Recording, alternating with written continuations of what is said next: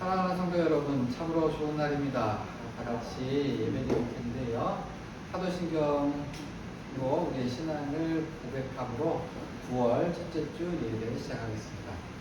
전능하사 천지를 만드신 하나님 아버지를 내가 믿사오며 그의 외아들 우리 주 예수 그리스도를 믿사오니 이는 성령으로 대하사 능정력 마리아에게 하시고 본디오 빌라도에게 고난을 받으사 십자가에 못 박혀 죽으시고 장사한 지 4일 만에 죽은 자 가운데에서 다시 살아나시나 하늘에 오르사 지존하신 하나님 편에 앉아계시다가 저희로서 산자와 죽은 자를 심판하러 오시리라. 성령을 믿사오며 거룩한 분녀와 성도가 서로 통하는 것과 죄를 사하여 주시는 것과 몸이 다시 사는 것과 영원히 사는 것을 믿사옵니다. 아멘. 존귀와 영광 받으시기에 합당하신 하나님 아버지, 찬양과 경배 드립니다. 한 주간도 주의 은혜 안에 거하게 하시고 주의 날에 모두 모여 신령과 진정으로 예배드리게 하신 감사합니다. 이 시간 우리의 심령에 하나님의 은혜를 부어주시고 끌끌한 우리의 심령이 예배 가운데에서 풍족함을 누릴 수 있는 귀한 시간 되게 하옵소서. 십자가의 사랑을 느끼게 하시며 예수 그리스도를 닮아가는 모습으로 성장하게 하옵소서. 하나님, 나라와 민족을 지켜주시고 분열이 아니라 화합하는 국민이 되게 하시고 땅끝까지 복음 전하는 사명을 감당하는 나라가 되게 하옵소서. 북녘 땅에도 마음껏 예배드리는 날이 속히 오게 하옵소서. 동행교회가 하나님 뜻대로 쓰임받는 교회로 성장하며 복음 전하며 이웃을 섬기는 교회가 되기 원합니다. 특별히 사모님을 기억하사 속히 회복되게 하시며 우리 모두가 영육이 강건하며 강구하는 기도가 응답되게 하옵소서. 주의 자녀들이 믿음 안에서 모든 부분이 반듯하게 잘 성장하게 하나님 축복하여 주시옵소서. 말씀 전하시는 전도사님 성령으로 붙잡아 주시고 우리 모두가 은혜 받는 귀한 시간 되게 축복하옵소서. 예수 그리스도 이름으로 감사하며 기도드립니다. 아멘.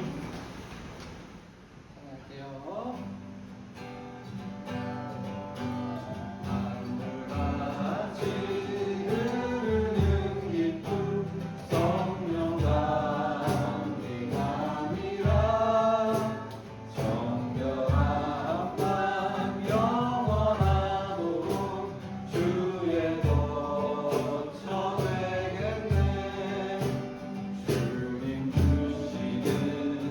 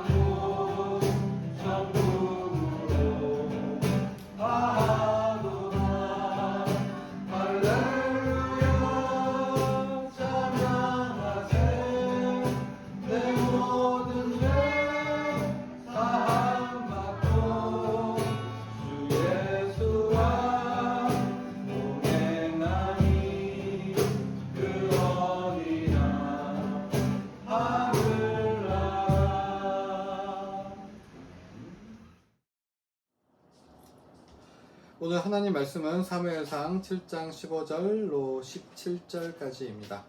사무엘이 사는 날 동안에 이스라엘을 다스렸을 때 해마다 베델과 길갈과 미스바로 순회하여 그 모든 곳에서 이스라엘을 다스렸고 라마로 돌아왔으니 이는 거기에 자기 집이 있음이니라. 거기서도 이스라엘을 다스렸으며 또 거기에 여호와를 위하여 제단을 쌓았더라. 아멘. 오늘 봉독한 말씀은요, 잘 자란 사무엘이 이스라엘의 지도자가 되어서 어떻게 활동했는가를 요약해 주고 있지요. 근데 여기 아주 특이한 점이 있습니다. 다시 한번 보시면 사무엘이 어떻게 활동했습니까? 베델과 길갈과 미스바로 순회하여 라고 되어 있고, 라마로 돌아왔으니 이는 거기에 자기 집이 있음이니라. 뭔가 짚히는 게 있으실까요? 여기서 사무엘이 이스라엘을 통치하는 중심 도시가 베델과 길갈과 미스바입니다. 베델과 길갈과 미스바. 뭔가 빠진 것 같은 생각이 안 드세요? 여기에 실로가 빠져 있습니다. 길갈이나 베델이나 미스바보다 지금까지 훨씬 더 이스라엘의 정치와 종교의 중심지는요, 실로입니다. 그러니까 왜 그러냐? 그 실로에는 하나님을 섬기는 법궤가 있었고요. 하나님을 섬기는 성전이 있었어요. 그래서 아마도 실로에는 수많은 제사장들과 수많은 레위인들이 거기에 터잡아 살고 있었고, 그래서 이 전 이스라엘의 아주 결정적인 역할을 하는 곳이 바로 실로였을 거예요. 그런데 실로가 사무엘이 통치의 중심지로 삼은 곳에서 빠져 있습니다. 그러니까 사무엘은 실로를 배제하고, 즉 베델과 길갈과 미스바를 중심으로 해서 이스라엘을 통치했어요. 뭔가 있었던 거죠. 뿐만 아니라 지금 보시면 자기 집이 어디에 있다고요? 라마에 있대요. 원래는 라마에 있는 것이 아니라 실로가 자기 집이 되어야 마땅합니다. 물론 사무엘이 라마에서 태어나기는 했죠. 고향은 맞아요. 그러나 어머니 한나가 젖을 뗄 즈음에, 그러니까 대여섯 살 정도 되었을 때에 한나가 사무엘을 하나님의 성전이 있는 실로로 데려옵니다. 그래놓고 하나님께 사무엘을 바치는데 어떻게 바쳐요? 영원히 그가 죽을 때까지 하나님의 종으로 하나님 쓰시라고 사무엘을 바칩니다. 그래서 하나님의 성전이 있는 실로에서 사무엘은 그곳을 자기 집을 삼아서 거기서 먹고 마시면서 하나님의 일을 하는 하나님의 종이 되었던 거예요. 그러니까 이 한나의 고백, 한나의 드림의 결을 따르자면 사무엘은 라마가 아닌 실로를 자기 집으로 삼아서 거기에서 하나님을 섬기는 것이 마땅합니다. 그러나 사무엘은 성년이 된 이후에 어디를 떠나요? 하나님의 성전이 있던 실로를 떠났고 자기 고향 라마에 자기 본거지를 정하고 바로 그 라마에 하나님을 섬기는 제단을 쌓고 거기를 통치의 중심지로 삼았습니다. 도대체 그 이유가 무엇일까? 실로가 버림받은 이유. 왜 사무엘은 실로를 버리고 실로를 배척해야만 했을까? 그 도대체 무슨 의미가 있을까?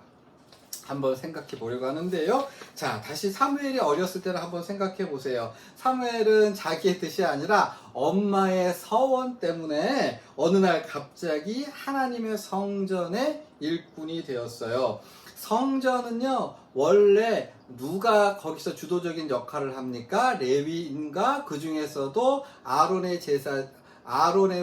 후손인 제사장들이 주도적인 역할을 하고요. 나머지 사람들은 어떤 머슴이나 시종이나 어떤 곁에서 도와주는 그 정도의 일을 했습니다. 그래서 다른 지파 사람들이 거기에서 무슨 일을 하려고 하면 말하자면 종교 카르텔, 그러니까 대제사장과 레위인들의 태클을 견제를 받을 수밖에 없었던 거죠. 그러니까 우리 생각에 사무엘을 드렸습니다. 있습니다. 한나가 데려왔을 때 뭐 잘 보살펴 주겠거니 뭐 이런 생각을 할 수 있는데 그렇지 않아. 아이고 사무엘님 하나님께 드려진 인물이군요. 우리가 잘 섬길게요. 한 것이 아니라 오히려 사무엘은요 그 하나님의 성전에서 머슴의 역할을 했을 거예요. 대제사장과 레위인들의 잔심부름을 하는, 빨래를 하거나 나무를 하거나 밥을 하거나 화장실을 치우거나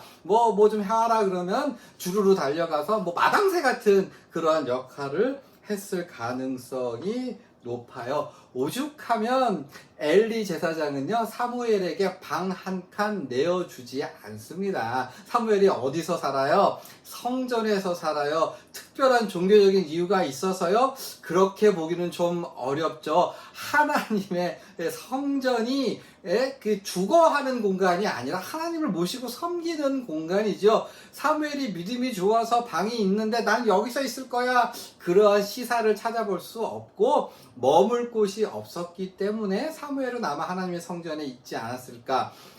엘리는 변변한 방 한 칸 내어주지 않았던 걸로 보입니다. 그러니까 사무엘이 얼마나 어렵고 힘들었겠어요. 그 어린 나이에 누가 뭐 어린애라고 이렇게 따뜻하게 해줬을 가능성도 별로 없고 낯선 곳에서 아주 눈물로 많은 밤을 지새지 않았을까.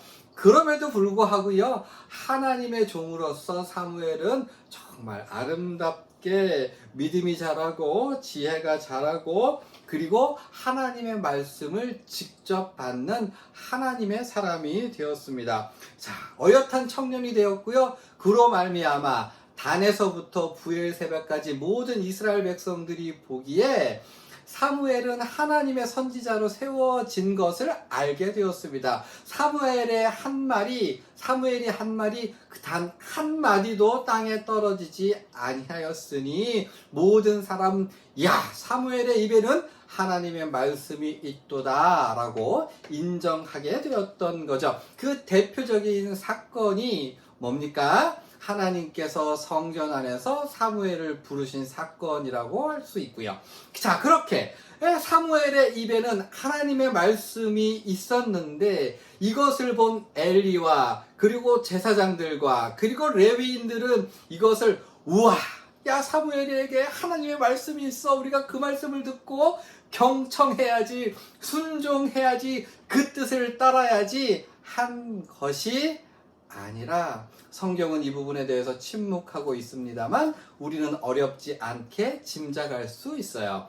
제사장이나 그리고 성전의 책임을 맡은 레위인이나 이것을 기뻐하지 않고 오히려 견제했던 것 같습니다. 왜요? 자기들의 기득권을 놓칠 수 있고 자기들의 인기, 자기들의 자리 이것이 좀 걱정이 되어서 그랬는지는 모르겠으나 사무엘은 아무런 영향력을 미치지 못해요.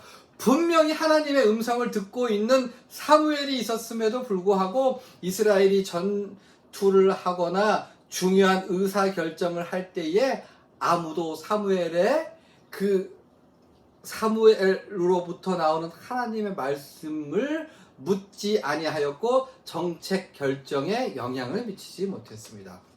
그랬기 때문에 홈리와 비느하스가 하나님께서 원하시지 않는 그러한 방식으로 전쟁을 하죠. 하나님의 법궤를 가지고 가면 우리가 전쟁을 이길 거다. 성경 어디에도 그것이 하나님의 뜻을 순종하지 않는 사람들은 그 법궤 아니라 그 무엇을 가져가도 결코 전쟁에 승리할 수 없습니다. 분명히 사무엘에게 하나님 우리가 이 법궤를 가지고 전쟁에 나아가면 승리하겠습니까? 물어봤으면 아니다, 너희 패배한다, 죽는다, 가지 마라, 너희 먼저 회개하라, 그런 이야기를 사무엘이 했겠지요. 근데요 아무도 그 지도자들 중에 누구도, 종교인들 중에 그 누구도 사무엘에게 묻지 않습니다. 제사장 엘리가 죽을 때까지 사무엘이 온 이스라엘에게 어떠한 역할을 했는지 조금도 찾아볼 수 없어요. 목소리를 낼 수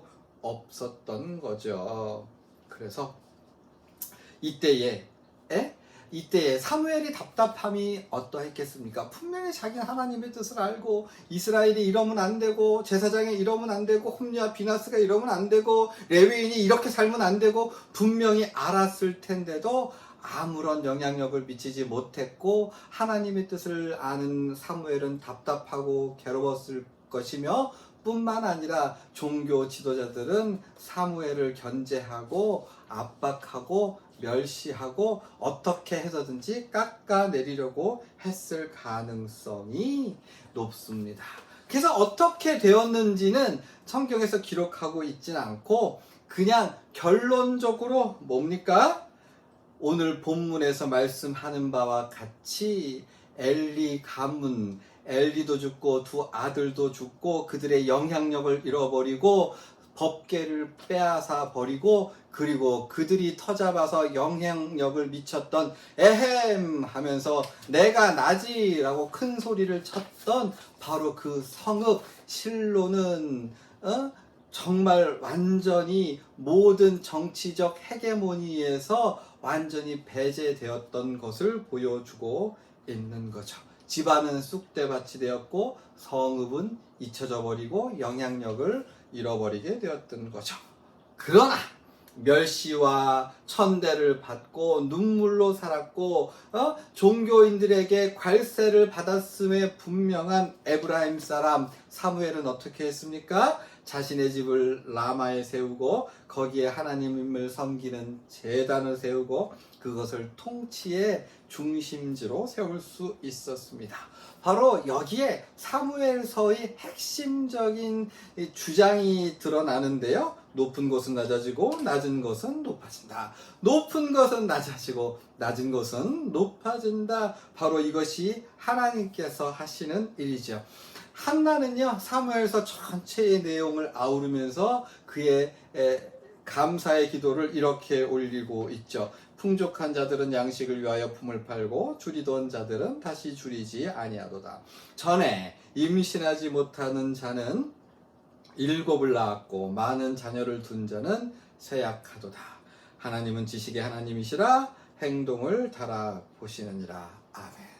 설교를 정리합니다. 사랑하는 여러분, 사무엘상 2장으로부터 6장에 이르기까지 사무엘이 이스라엘의 지도자로 세워지기까지 2장에서 6장은 사무엘이 이제 본격적인 역할을 감당하기 전까지 일어났던 모든 한심한 일들을 기록하고 있습니다.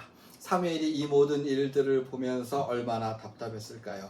그러나 그 모든 과정이 지나간 다음에 사무엘은요 진짜 마음껏 하나님의 일을 감당할 수 있었습니다. 떵떵거렸던 제사장 가문과 성읍은 망하고 천대받았던 한나와 사무엘은 그 누구보다 높임을 받게 되었던 거죠. 사람이 억울한 일을 당하고 어려움을 겪어도 소망이 있는 이유는 뭐죠? 하나님께서 낮은 자를 높이시고 높은 자, 교만한 자는 낮추시는 하나님이시기 때문입니다. 우리에게 암울한 날들이 계속될 것이 아니라 하나님은 귀엽고 겸손히 기도하고 참고 기도드리는 자들의 소원을 들어주시고 그들을 높여주시고 존귀히 여김을 받도록 하여 주실 겁니다. 우리의 소망은 우리 눈에 보여지는 것이 아니라 뭡니까? 우리 하나님께 있습니다.